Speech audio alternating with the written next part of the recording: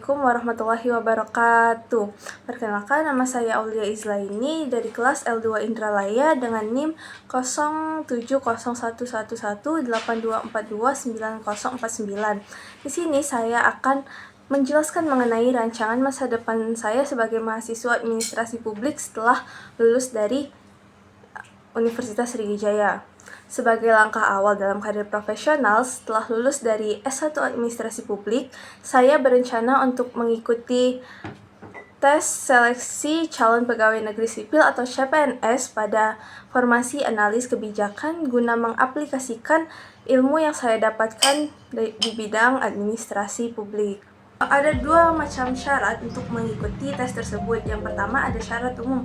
Syarat umum ini terdiri dari yang pertama, pelamar merupakan warga negara Indonesia. Yang kedua, pelamar tidak pernah dipidana selama 2 tahun atau lebih. Yang ketiga, pelamar tidak pernah diberhentikan dengan tidak hormat atas permintaan sendiri sebagai seorang PNS, TNI, Polri, atau pegawai swasta. Yang ketiga, pelamar tidak sedang berkedudukan sebagai PNS, TNI, atau Polri. Yang keempat, pelamar tidak menjadi anggota atau pengurus partai politik atau terlibat dalam politik praktis. Yang kelima, pelamar memiliki kualifikasi pendidikan yang sesuai dengan persyaratan jabatan. Yang keenam, pelamar sehat jasmani dan rohani. Yang ketujuh, setelah menjadi CPNS, pelamar bersedia ditempatkan di seluruh wilayah Indonesia yang ditentukan oleh instansi pemerintah.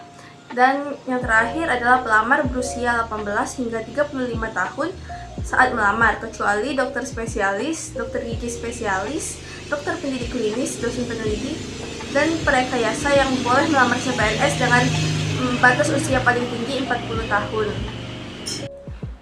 Adapun syarat khususnya ada 3. Yang pertama, pelamar itu pendidikannya minimal S1, tidak termasuk D4.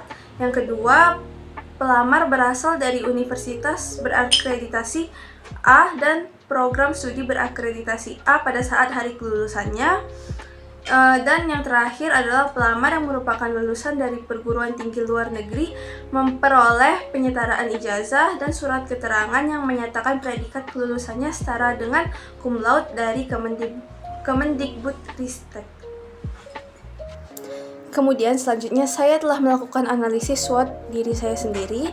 Analisis ini terdiri dari strength, weakness, opportunity, dan threat.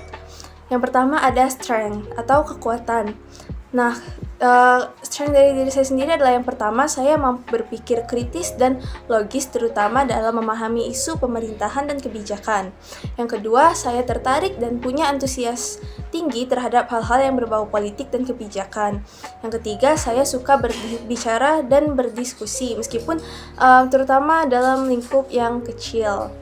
Kemudian yang kedua adalah weakness atau kelemahan. Saya sendiri masih gugup dan kurang percaya diri saat harus bicara di depan banyak orang. Saya juga belum memiliki pengalaman kerja nyata di instansi pemerintah atau organisasi. Kemudian saya terkadang kurang konsisten dalam menjaga fokus saat mengerjakan hal yang monoton. Kemudian yang ketiga ada opportunity atau peluang. Yang pertama adalah banyaknya pembukaan formasi CPNS untuk analis kebijakan di instansi pusat maupun daerah. Yang kedua, peluang untuk mengikuti pelatihan, webinar, atau komunitas kebijakan publik yang bisa menambah wawasan dan jaringan. Yang ketiga adalah semakin banyak lembaga pemerintah yang membuka diri terhadap lulusan muda yang punya semangat dan pemikiran kritis. Kemudian yang terakhir adalah threat atau ancaman. Threat ini terdiri dari yang pertama adalah persaingan dari pelamar lain yang sudah punya pengalaman kerja atau magang. Yang kedua adanya standar seleksi yang tinggi dan tahapan tes CPNS yang sulit. Dan yang ketiga adanya perubahan regulasi atau kebijakan pemerintah yang bisa memengaruhi peluang formasi. Selanjutnya adapun tahapan atau target saya dalam jangka pendek, menengah maupun panjang. Tahapan saya dalam jangka pendek ini adalah yang pertama adalah lulus dengan IPK tinggi, kemudian mengikuti pelatihan analis kebijakan publik dan analis data, kemudian yang terakhir adalah mendaftar CPNS dan memilih formasi kebijakan. Kemudian tahapan atau target saya di jangka menengah adalah yang pertama itu diterima sebagai staf analis kebijakan di pemerintah daerah atau Bappenas. Yang kedua, ikut pelatihan lanjutan dan membuat proyek analis kebijakan. Yang ketiga, membangun jaringan profesional di bidang pemerintahan. Kemudian, target saya dalam jangka panjang adalah yang pertama, menjadi analis senior atau kepala bagian perencanaan. Yang kedua, memberikan pengaruh dalam pengambilan keputusan kebijakan politik. Dan yang terakhir itu melanjutkan studi ke jenjang S2 jika memungkinkan. Alternatif plan saya, jika saya tidak belum mampu untuk lolos dalam tes CPNS atau menjadi analis kebijakan di instansi pemerintah, adalah saya berencana untuk tetap berkarya di bidang yang relevan. Akan tetapi pada kesempatan itu saya mungkin akan mencoba untuk bekerja di lembaga swadaya masyarakat atau organisasi non-pemerintah yang bergerak di bidang kebijakan publik, advokasi, ataupun pembangunan sosial. Sekian, inilah penjelasan dari saya. Saya akhiri. Wassalamualaikum warahmatullahi wabarakatuh.